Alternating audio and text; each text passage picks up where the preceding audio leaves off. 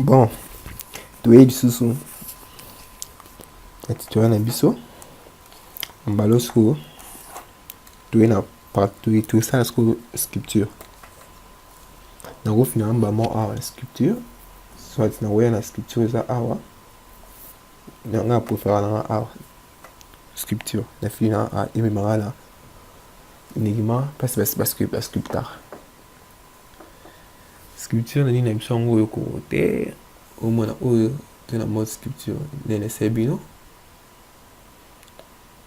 oyo ya bauti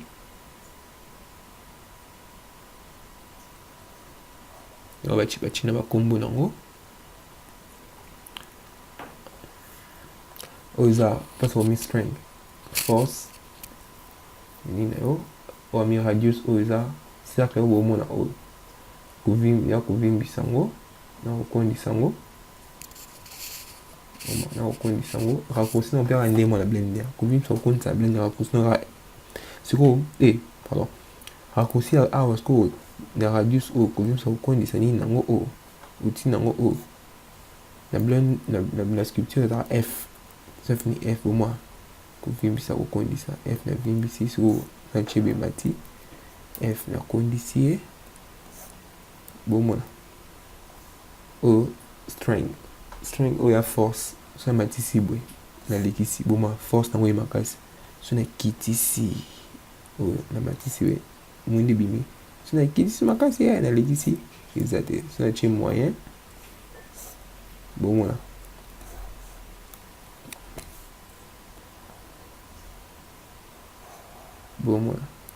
allez eza liboso nga na change na ozosa oyo na tia na map card na oyo na otia pe redden mais ebisa kitoko te nzongisi nanga obligé na changer bapate couleur bapate na o oma selon ndenge olingi nalinga nanga oyo bon toleka oyo eza outil ya kosculpter bato basala sculpture balingaka sculpture awa bose retrouver makasi na ba prochaine vidéo tokolanda na expliquer bino comment sculpter na ça batutoriel uniquement spécialisé pour la sculpture na blender pour se retrouver bon on a ça sculpture pour énergie outil o ça c'est outil qu'on a on crane na matisi radius nango soit f to f on se zaba outil on so boye bango ton obanda pour sculpter yo moko on le met à chaque outil omona oyo omona ni nango so pour lisser sur ko lisser on fait un bouton shift et ça le contraire et non et ça le contraire tu lisser ni moi na nini la z broche n'exala s non lisser taille on a bien oyo eza nini okona kovimbisa oyo eza nini mais ko régler ba force nango tout ça c'est bino bomona oyo eza nini ko tracer ligne on so ntango obanda sculpture to bonisa sculpture on maîtriser on le mega la vie de face donc la sculpture 3 nous on mona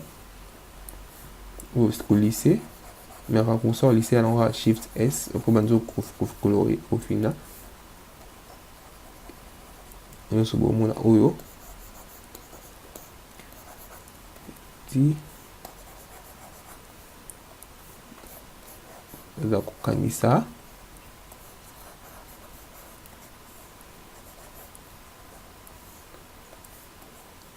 kubenda oza kubenda ndenge molai kobota parti mosusu bon oyo nyonso oyo symétrie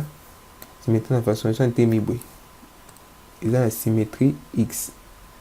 x eza so naosala awa naosculpte awa kuna mpe esala so natie symétrie nango symétrie x natie symétrie y botala nde esala nazwi outil nanga ya sculpture nakitisi radius nanga oyo so naosala a normalement awa esala su te pourquoi so botali bien esala na nsima wani ezwa selon x nanga x esala toujours na nsima na liboso. CTRL Z et la changer la longue symétrie la symétrie Z so na skip si awa botabe likolo kuna pe esa ya c'est donc la symétrie donc so na longue o symétrie o na symétrie par défaut x n'est bien x so ça a kuna pe awa sali là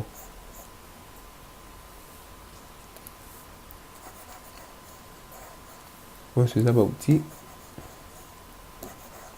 voyez bah na Blender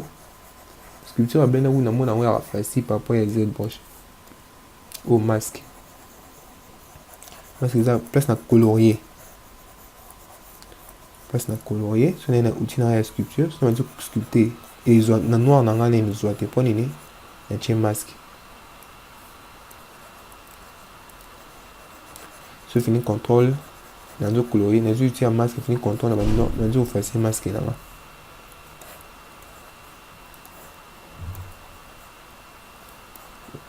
eza kobomba baparti santie boye nabombi parti mosusu santie boye nazouti wana tracer nabombi parti mosusu naotravers parti so na besoin na réapparaître yango nafini boye ebimi nafini contrôle ebimi bon sculpture yango oyo nasala bavidéo spécialisée pour nango plus tard. Merci.